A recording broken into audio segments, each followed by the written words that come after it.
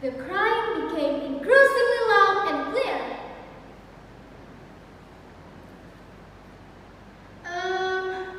My husband, I think it sounds like it came from the middle of the ocean. Let's swim to see it. Both the dragons swam to the middle of the ocean, and they saw a baby floating in the swing that made by woven rattan. Oh, it's a baby, and the swing, it's made by a woven rattan. But why is that brown? Okay, this baby is not an ordinary baby. Both the dragons were very surprised, so they went into Mr. TAPAK.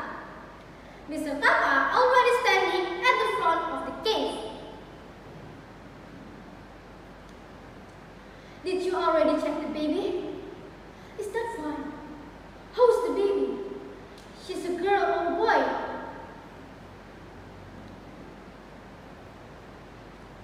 Yes, sir. The baby that we found is a girl, and she has a mole at the center circle. Great. You have to take care of her. Mr. TAPAK looked at the two dragons.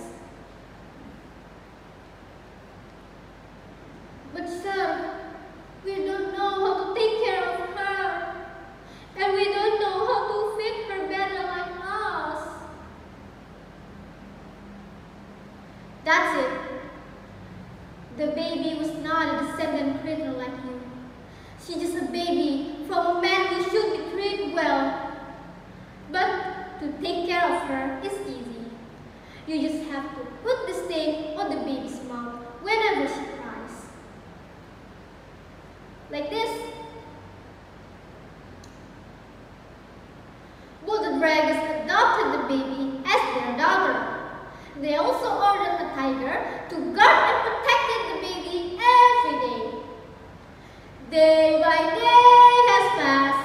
The baby grew up as a beautiful princess. Then one day, both the dragons brought their beloved daughter went for a walk. The princess rushed into the back of the male dragon, and the female dragon swam accompanying her from behind. Meanwhile, the tigers, they walked along the beach with easy steps. They carried the princess while enjoying the natural scenery. But wait, the princess' parents, who became the king and queen of Asralanoka, want to take their daughter back, but the dragon refused. That was the fierce battle between two dragons and Mr. TAPAK. They fought to compete for a baby that grew up and became a beautiful princess.